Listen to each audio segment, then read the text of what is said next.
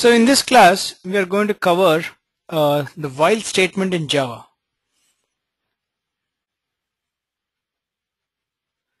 The while statement in Java, there are two flavors of it. In the first flavor of the while statement, you check for a Boolean expression. If that expression evaluates to true, then the while block, all the statements in the while block will get executed. The while block starts from the opening brace and ends at this closing brace. So there are a set of statements in this block. They all get executed repeatedly as long as the Boolean condition evaluates to true. As soon as the Boolean expression evaluates to false, it comes out of this while loop and executes the statement after the while loop. So this is the first flavor of the while loop, where the condition is checked first before executing the statements in the while block. Okay, there is another flavor of the while loop. It's called as the do while.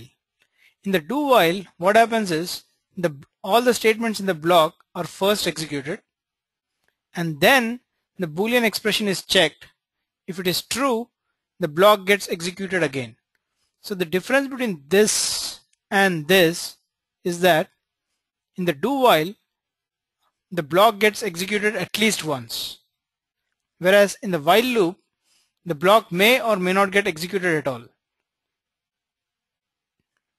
It may get executed 0 times or n number of times, whereas in the do while, it will get executed at least once, because the condition is checked at the end of the first iteration. It will go to the second iteration only if the condition is true, and when the condition is false, it will come out of this do while. So in a while loop, you should always do something which will make the condition false at some point of time. Okay, so let's look at some example programs which show both flavors of the while statement.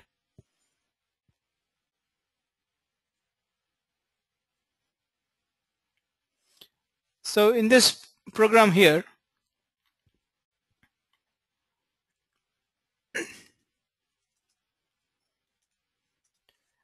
I have two methods in this program which basically print the arguments that you pass to this program.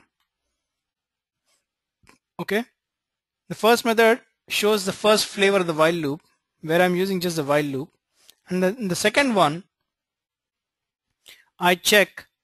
I use a do while statement to do the same thing, but in the do while, the statements get executed, the block gets executed at least once. So what we are doing in this program is, the arguments, the args is the set of arguments that you pass to this program. So these args are then passed to this method. In that method, what we do is we initialize this I to 0 and check whether it is less than the length of this array. As long as it is less than the length of the array, what we check whether the argument ends with question mark or argument ends with dot. If the argument ends with question mark or dot, we print it, and if the argument does not end with a question mark or a dot is a full stop, then we put a space at the end. We print the argument and put a space, and we don't use a println here, so the next argument will also get printed to the same line, whereas in this one we print it on a separate line. Okay, and in this while loop, what we are doing here is we are incrementing this I.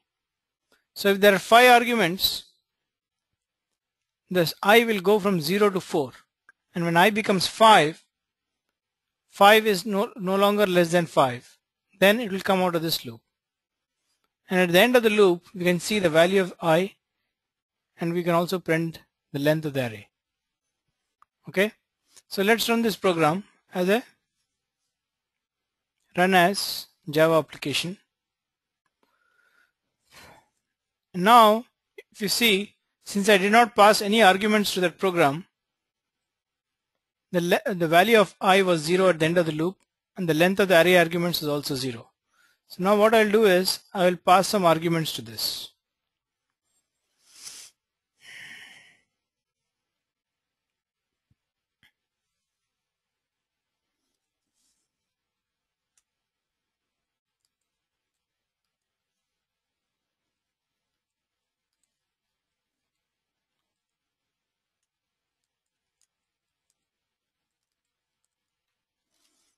Apply and then run.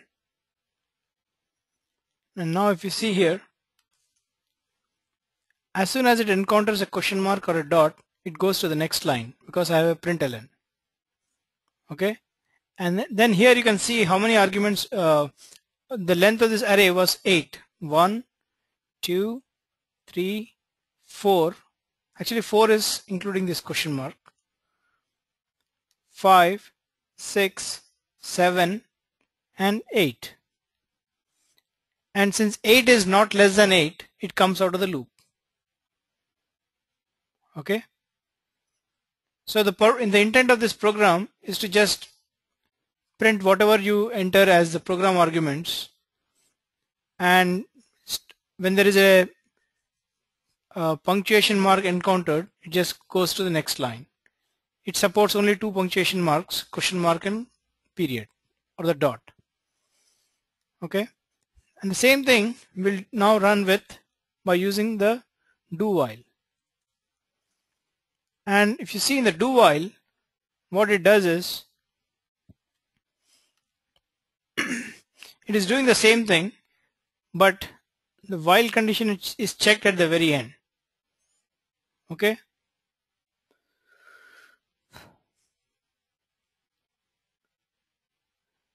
So what we'll do is we'll run this program again, and it is doing the same thing. But now let's say I run this program without passing any arguments.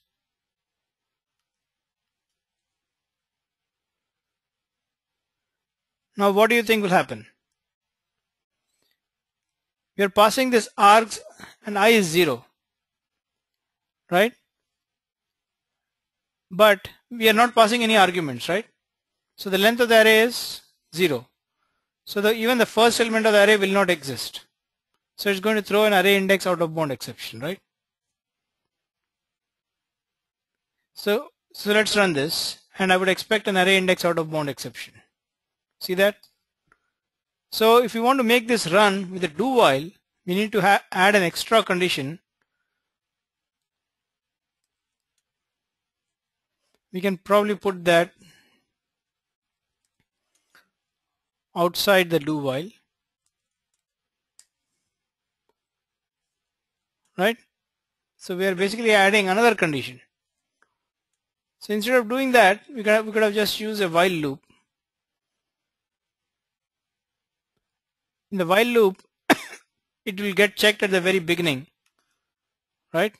Whereas here we have to add that check again and do a do while. So now if I run this, there's no array index out of bound exception. So in most cases you just use a while statement. There are very few instances where you use a do while. Okay, so try out these 2 programs, and if you have any questions, let me know.